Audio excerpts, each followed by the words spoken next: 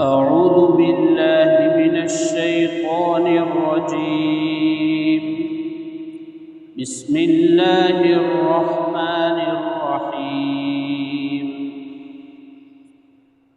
وأما من بخل واستغنى وكذب بالحسنى فسنيسره للعسرى وما يغني عنه ماله إذا تردى إن علينا للهدى وإن لنا للآخرة والأولى فأنذرتكم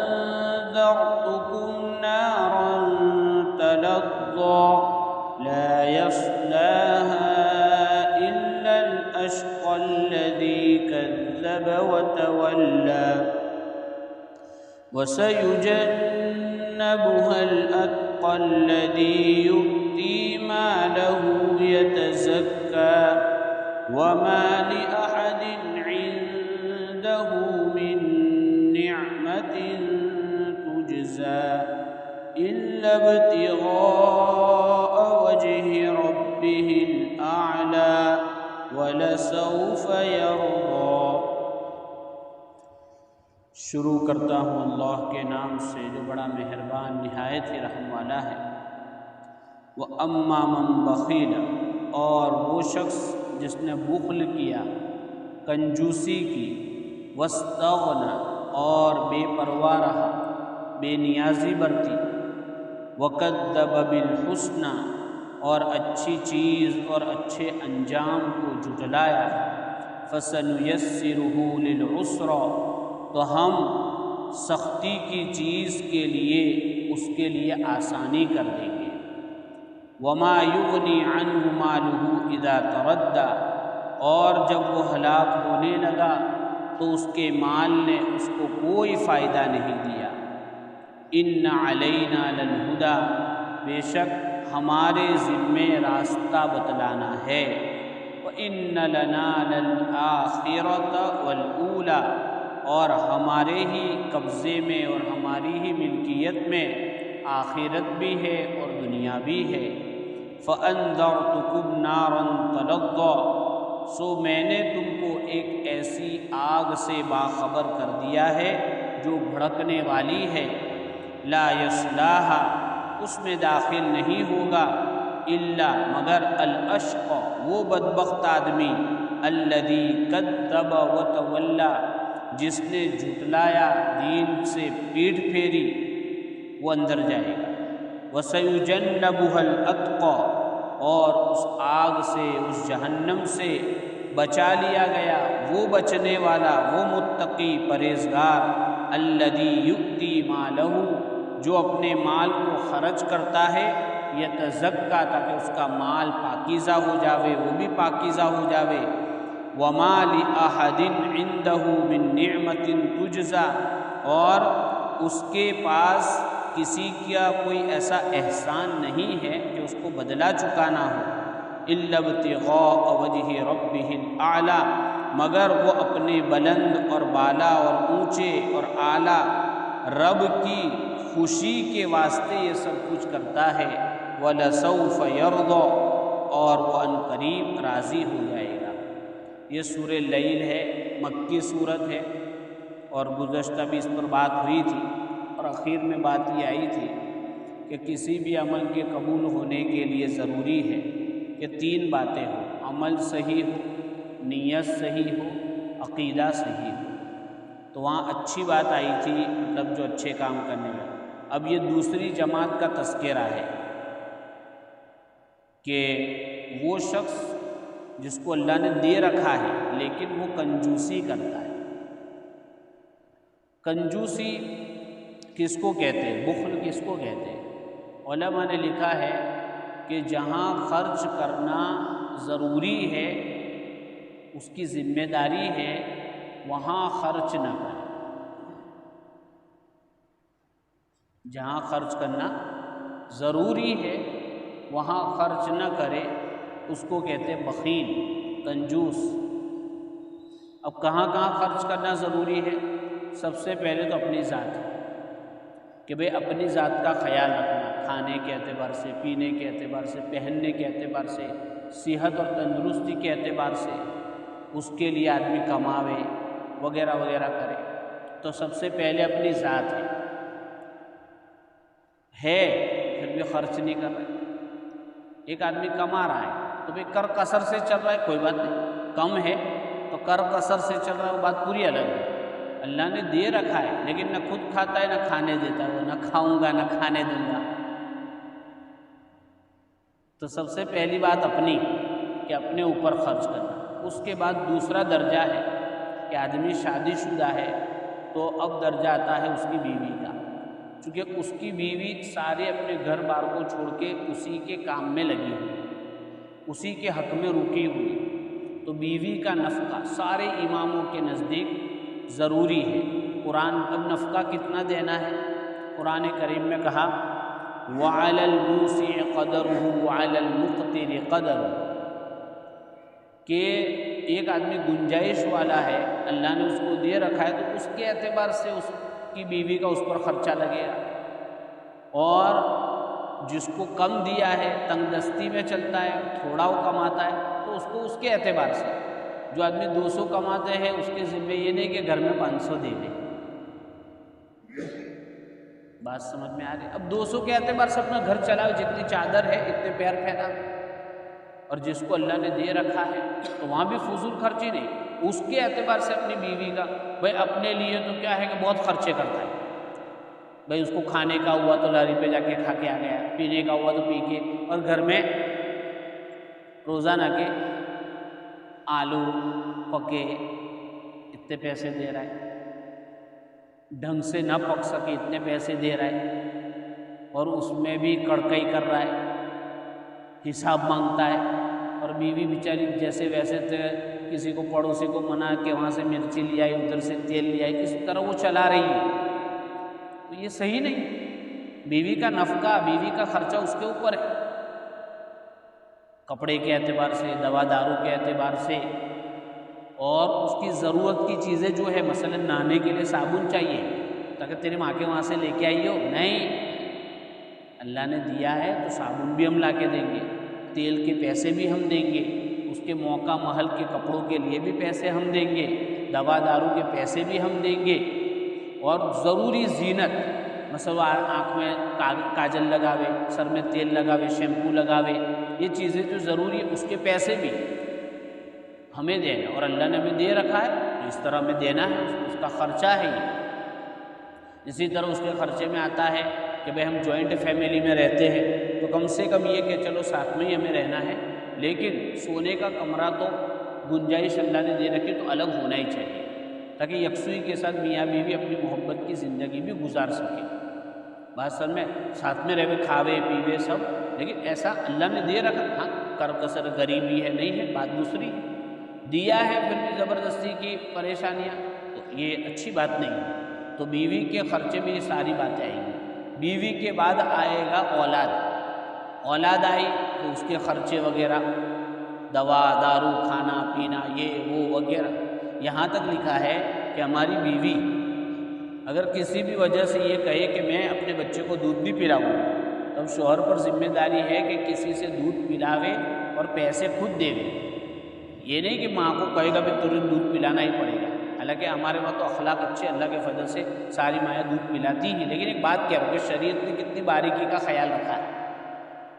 تو یہ بچوں کا نفقہ بھی یہ ضروری ہے، یعنی اس کو نہیں دے گا تو گنہگار ہوگا، بیوی کا نفقہ نہیں دے گا تو گنہگار ہوگا۔ اسی طرح ماں باپ، کہ بھئی ماں باپ عمر والے ہو گئے، کچھ کماتے نہیں ہیں، ان کے پاس کچھ ہے نہیں، اور ان کو ضرورت ہے ہماری۔ کبھی کبھی تو ایسا ہوتا ہے کہ اللہ پاک نے ماں باپ کو دے رکھا ہوتا ہے اور وہ سامنے سے ہمیں کہتے بھی نہیں کہ مجھے چاہیے، بلکہ ہم کو دیتے ہیں، ایسا بھی ہوتا ہے۔ لیکن کبھی ایسا بھی ہوتا ہے کہ ان کو ضرورت پڑتی ہے، تو ہمارا اخلاقی فریضہ یہ ہے کہ ان کو کبھی مانگنے نہ دیں۔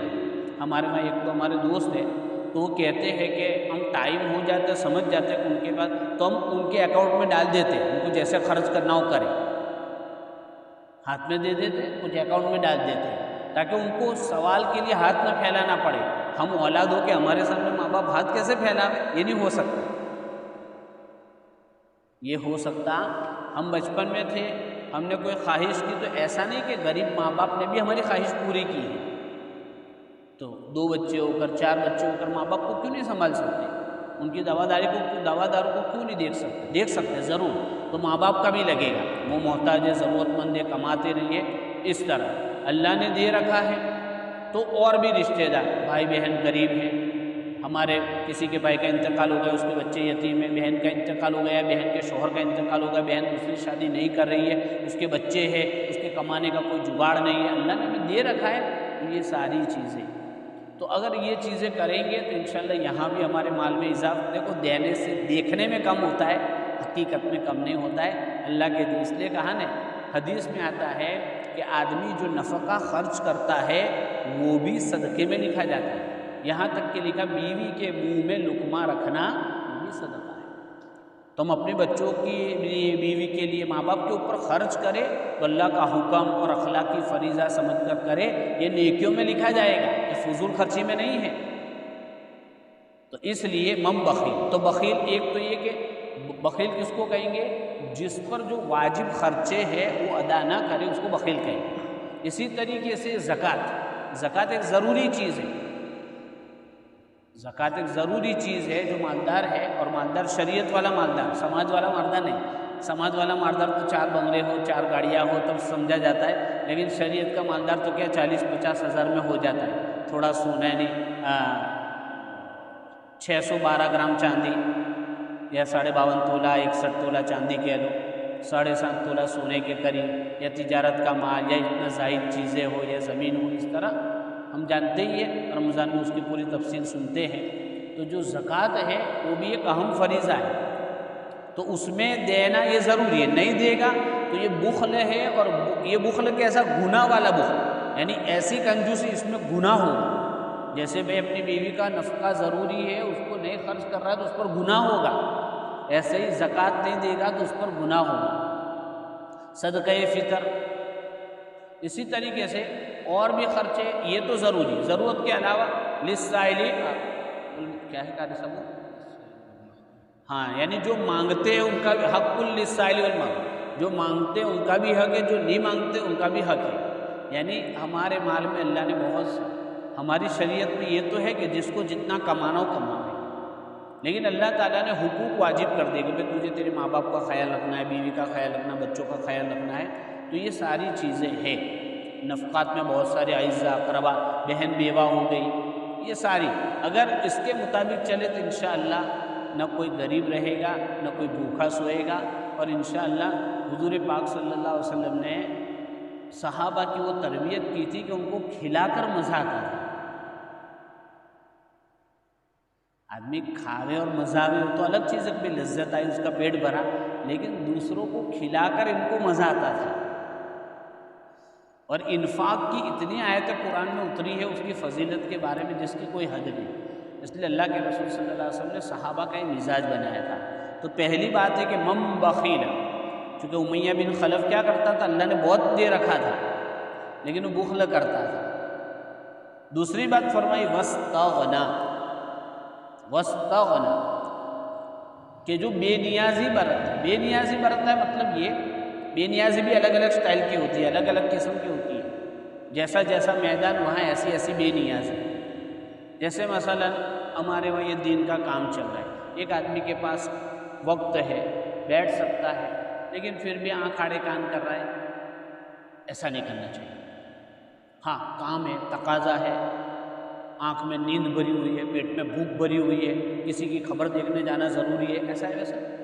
اسی طریقے سے کوئی ہمارے ساتھ بات کر رہا ہے، کوئی بھی بات کر رہا ہے، لیکن ہم اس کی بات کی طرف توجہ نہیں دے رہے، تو یہ بات کی بے نیازی ہوئی۔ حضور پاک صلی اللہ علیہ وسلم جو بات پورے متوجہ ہوتے تھے اس کی طرف، جب تک وہ اپنی بات پوری نہ کر لے اپنا چہرہ نہیں، تو یہ بات کے بارے میں بے نیازی ہوئی۔ آدمی کے پاس قرآن پڑھنے کا وقت ہے، حالانکہ قرآن تو ایسا ہے کہ وقت نکال کر پڑھنے کا ہے، اس کے لیے وقت فکس کرنے کا ہے، لیکن آدمی پھر وقت ہے پھر بھی قرآن نہ پڑھ کر دوسرے کاموں میں، تو یہ قرآن سے بے نیازی ہو۔ اللہ نے مال دے رکھا ہے، گھر میں خرچ کر سکتا ہے، اور گھر میں تقاضے، نہیں خرچ کر رہا ہے، مال کی بے نیازی۔ تو امیہ بن خلف کے پاس مال تھا لیکن وہ غلاموں سے کمواتا تھا اور ان پر ظلم بھی کرتا تھا، تو اس کو چاہیے تھا آزاد کرے، نرمی برتے، لیکن یہ نہیں کر رہا۔ تو استغنا بہت قسم کا ہوتا ہے۔ استغنا میں یہ بھی کہ بھئی میرا مال ہے، میں خرچ کروں، مجھے کون کہنے والا ہے، یعنی کوئی پرواہ نہیں کسی چیز کی، اس کو بھی استغنا کہتے ہیں کہ میرا مال ہے، تو مجھے کون کہنے والا ہے، تجھے کیا ہے میرے مال میں، یعنی ٹھیک ہے آپ کا مال ہے لیکن شریعت آپ کو پابند کرتی ہے۔ واستغنا، میں جو کروں، جہاں خرچ کروں، میں جیسا برتاؤ کروں، مجھے کون کہنے والا، تاکہ یہ بہت خطرناک چیز ہے۔ واستغنا، بے نیازی۔ وکذب بالحسنی، اور اچھی چیز کو جھٹلاتا ہے۔ اچھی چیز یعنی یہ کہ بھئی سب سے یہاں آیت کے اعتبار سے اچھی چیز یہ ہے کہ بھئی خرچ کرنے کے بعد جو بدلہ ملنے والا ہے، تاکہ کچھ بدلہ ملنے والا نہیں، یہ تو بیکار ہو جائے گا، ضائع ہو جائے گا۔ صدقہ دے کر ایسا سمجھے، زکوٰۃ اس لیے نہ دے کہ میرے پیسے چلے جائیں گے، واپس نہیں ملیں گے، یہ بھی اچھے انجام کو جھٹلانا ہے، مرنے کے بعد کی زندگی کو، جنت وغیرہ کو جھٹلانا۔ تو کیا ہوگا پھر، آدمی ایسے ایسے کام کرے گا تو اللہ اس کی مشکلات کو بڑھا دے گا۔ جو مشکل چیز، جہنم مشکل چیز ہے لیکن وہ اس کے لیے آسان ہو جائے گی، اس لیے کہ جیسے نیکی نیکی کو کھینچتی ہے، گناہ کو کھینچتا ہے۔ علماء نے لکھا ہے کہ جب آدمی گناہ کرتا ہے تو گناہ کے بھی کچھ اثرات ہوتے ہیں۔ ایک اثر تو یہ تو ایک گناہ دوسرے گناہ کو کھینچتا ہے، ایک گناہ دوسرے گناہ کو کھینچتا ہے۔ اس لیے کوئی یہ سمجھے ایک گناہ کی تمنا ہوئی، سامنے ایسا بھی ہے کہ گناہ ہو سکتا ہے، تو وہ دل میں ایسی بات آتی ہے کہ ایک مرتبہ کر لوں، خواہش ہوئی، یہ موقع ملا ہے کر لوں، پھر نہیں کروں گا، تو یہ دھوکہ ہوتا ہے، یہ اس کا دھوکہ ہوتا ہے۔ اب وہ کرتا ہے تو ہمت بڑھ جاتی ہے اس کی، چونکہ لذت بھی چکھ لیتا ہے، ہمت بھی آ جاتی ہے، پھر وہ اس میدان میں آگے بڑھتا ہے۔ تو گناہ کا ایک اثر ہے۔ دوسرا اثر یہ ہے، پیاس بجھتی نہیں، بڑھتی۔ ہر قسم کے گناہ، چاہے دارو کا گناہ ہو، جوئے کا گناہ ہو، غلط کھیلوں کا گناہ ہو، خواہش پوری کرنے کا گناہ ہو، جو بھی گناہ ایسا ایک ہی ٹائم، کچھ گناہ لذت والے ہوتے ہیں، کچھ گناہ لذت بغیر کے ہوتے ہیں، لیکن گناہ ہوتے ہیں۔ تو ایک تو گناہ کو کھینچتا ہے، دوسرا یہ کہ اس کی پیاس نہیں بجھتی، اور تیسرا یہ کہ گناہ کرتے کرتے دماغ بھی بند ہو جاتا ہے، اس لیے کہ پھر اس گناہ کو گناہ نہیں سمجھتا ہے۔ شروع میں پہلی مرتبہ کرتا ہے تو اس کا چہرہ بھی بدل جاتا ہے، اور جلدی جلدی کسی روم میں جا کے توبہ تلہ کرتا ہے، اللہ سے روتا ہے، اللہ بھولو گے ہوتا ہے، یہ کیفیت پہلی مرتبہ میں اس کو۔ پھر دھیرے دھیرے کیا ہوتا ہے، گناہ سمجھتا ہے لیکن توبہ نہیں، پھر تھوڑے ٹائم میں تو گناہ بھی نہیں سمجھتا ہے، کیا لذت پوری کی اور بھول گیا کہ کیا ہی نہیں، تھوڑی دیر کے لیے خیال آیا تو آیا، تو شیطان یہ کہتا ہے توبہ کر لیں گے، لیکن یہ کہاں گارنٹی ہے کہ بھئی گناہ کے بعد موقع ملے گا۔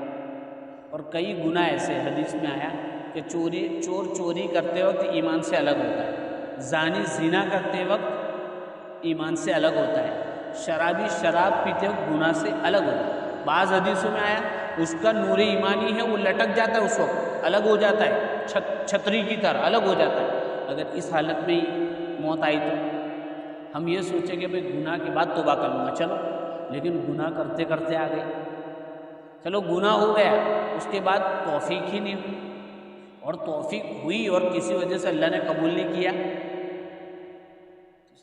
شیطان ہمیں دھوکہ دلاتا ہے۔ تو آدمی اس طرح پھر دماغ ہی اس کا کام بن کر وہ کہتا ہے چلو ایک کام ہے کر دیا، جیسے آپ دیکھیے بہت ساری جگہ پر آپ دیکھیں گے گناہ کرنے کے بعد غلطی کا احساس نہیں۔ حالانکہ حدیث میں بتایا ایمان کی نشانی یہ ہے کہ جو نیکی کرتا ہے اس کے دل میں خوشی ہوتی ہے، اور برائی کرتا ہے اس کے دل پر بوجھ ہو جاتا ہے۔ منافق گناہ کو ایسا سمجھتا ہے جیسے ناک پر مکھی بیٹھی تھی اڑا دی، اور مومن گناہ کو ایسا سمجھتا ہے جیسے اس پر پہاڑ گر رہا۔ تو ہم سوچیں کہ گناہ کی حالت میں ہماری یہ کیفیت ہے نہیں ہے، اللہ ہم سب کو گناہ سے بچاوے، تو پھر اس کا راستہ پھر دھیرے دھیرے اس راستے پر پڑ جاتا ہے، اور انہی حالت میں اللہ کے وہاں چلا جاتا ہے۔ اللہ ہماری حفاظت فرماوے۔ اب یہ مال کے لیے سب کچھ کر رہا تھا، اللہ کہہ رہے ہیں کہ جب ہلاک ہونے پڑے گا نا تو اس کا مال خود بھی فائدہ نہیں دے گا، نہ ادھر دے گا نہ ادھر فائدہ دے گا، وقت سے بات چھوٹ جائے گی۔ اس کے بعد اللہ تعالیٰ نے فرمایا کہ یہ تو باتیں ہیں لیکن ہمارے ذمہ راستہ بتلا دینا ہے، اس لیے اللہ نے کیا کیا، رسولوں کو بھیجا، 1.25 لاکھ، بعض نے کہا 2 لاکھ، کتابیں بھیجی، 4 کتابیں بھیجی، 100 صحیفے بھیجے، ہر زمانے میں مجدد، اولیاء اللہ، نیک لوگوں کی جماعتیں ہر جگہ بھیجی۔ ارے بھیجی کہ نہیں بھیجی؟ تو اللہ نے راستہ بتا دیا۔ پھر اللہ آگے کہہ رہے وَإِنَّ لَنَا لَلْآخِرَةَ وَالْأُولَىٰ، آخرت یعنی مرنے کے بعد کی زندگی کے بھی ہم ہی مالک ہیں، دنیا کی زندگی کے بھی ہم ہی مالک ہیں، اس لیے ہمارے ساتھ کانٹیکٹ کرنے میں فائدہ ہے۔ فَأَنذَرْتُكُمْ نَارًا تَلَظَّىٰ، اور نقصان والی چیز سے میں ڈرا رہا ہوں کہ آگ بھڑکتی ہوئی ہے، اس میں کون جائے گا؟ بدبخت۔ بدبخت کون ہے؟ جس نے تکذیب کی، جھٹلایا نبی کو، قرآن کو، مرنے کے بعد کی زندگی کو، قرآن کے احکام کو، وَتَوَلَّىٰ، پیٹ پھیری، یہ بھی برا ہے۔ اور بچایا کون جائے گا؟ تاکہ وہ متقی بچے گا جو اپنا مال اس لیے دیتا ہے تاکہ وہ بھی پاک ہو، اس کا مال بھی۔ تو مال دیتے وقت یہ نیت ہونی چاہیے، مال دیتے وقت۔ اس سے پہلے معلوم نہیں یہ واقعہ سنایا تھا نہیں سنایا تھا کہ سہارنپور جو مظاہر علوم ہے یا دارالعلوم دیوبند، وہاں کا چندے کا جو پیسہ آتا ہے تو وہاں ایک جگہ رکھتے تھے، ایک کوٹھی میں، اور وہاں ایک نگراں بھی تھے کہ بھئی ان کو وہاں سونے کا، پہلے کوٹھیاں رہتی تھی تالے والی، جیسے آج کل تیجوریاں رہتی، تو وہیں سوتے تھے۔ تو ایک دن تالا تو لگا دیا، اب سو گئے تو رات کو چور آئے اندھیرے میں، تو وہ تالا تلاش کر رہے تھے یوں کر کے اندھیرے میں، تو تالا ہاتھ میں آپ توڑ رہے تھے، ٹوٹ نہیں رہا تھا، آواز آئی تو وہ اٹھ گئے بوڑھے میاں۔ تو انہوں نے کہا تالا توڑ رہے ہو تم لوگ؟ تاکہ ہاں، تاکہ کچھ ٹوٹنے والا نہیں ہے، تم کتنی بھی محنت کرو، کتنے آدمی جا کے دو، تاکہ اور 2 بلا لاؤ گے تو بھی ٹوٹنے والا نہیں ہے۔ چور بھی عجیب، چوروں نے کہا کیوں ایسا؟ تاکہ اس میں جو مال ہے نا اس کی زکات، یعنی یہ تو خزانچی تھے، حفاظت کرنے والے تھے، تاکہ اس میں جو مال آیا ہے نا اس کی زکات میں الگ سے نکالتا ہوں، جب زکات دے دی تو یہ مال حفاظت میں آ گئے۔ تو چور بھی بیچارے افسوس کے ساتھ ایسے ہی چلے گئے، یہ کوئی بناوٹی قصہ نہیں، تو مال پاک بھی ہو جاتا ہے اور محفوظ بھی ہو جاتا ہے۔ اور وہ انگریز والا قصہ بھی شاید سنایا تھا میں نے کہ آزادی کے زمانے میں انگریزوں کی کوٹھیاں ہوتی تھی، کوٹھیاں نہیں کمپنیاں، تو وہاں ایک مسلمان کام کر رہا تھا، وہاں آگ لگی تو مسلمان اس سیٹ کو کہنے گیا کہ بھئی تمہاری کمپنی میں آگ لگی، تاکہ نہیں لگی، 3 مرتبہ وہ یقین کے ساتھ کہہ رہا تھا نہیں لگی، آ کے دیکھا تو اس کی کمپنی میں نہیں لگی تھی۔ تو نوکر نے کہا جو مسلمان تھا کہ تم نے کیسے یقین؟ تاکہ میں اپنی کمپنی کی آوک پر اسلامی طریقے سے زکات دیتا ہوں۔ ایک انگریز جو ایمان نہیں رکھتا وہ اگر اسلامی طریقے سے اپنے مال کی زکات دے تو اللہ اس کے مال کی بھی حفاظت کرتے ہیں۔ ہم تو ایمان والے ہیں، اس لیے مال دے وے چاہے صدقہ دے وے، 1 روپیہ دے وے، خرچ کرنے کی عادت ڈالنی چاہیے۔ اللہ کے راستے میں صدقہ للہ، مسجدوں میں، اللہ کے گھر میں، غریبوں میں، بیواؤں میں عادت ڈالنی چاہیے۔ وَمَا لِأَحَدٍ، اور کہا کہ وہ دیتا اس لیے نہیں کہ اس پر کوئی بوجھ ہے، کوئی بدلہ چکانا ہے، بس اللہ کو خوش کرنے کے لیے۔ کس کو خوش کرنے کے لیے؟ اپنے نام چھپوانے کے لیے نہیں۔ اگر یہ سب کام کرے گا تو اللہ اس کو خوش کر دے گا، وہ دنیا میں بھی خوش رہے گا، آخرت میں بھی خوش رہے گا۔ اللہ تعالی ہم سب کو صحیح سمجھ عطا فرماوے، سخاوت نصیب فرماوے، ہم پر جو بیوی بچے ماں باپ وغیرہ کے حقوق ہے اس کی ادائیگی کی توفیق عطا فرماوے۔ وآخر دعوانا الحمد للہ رب العالمین۔ سبحان اللہ بحمدہ، سبحانک اللہم وبحمدک، نشہد ان لا الہ الا انت نستغفرک۔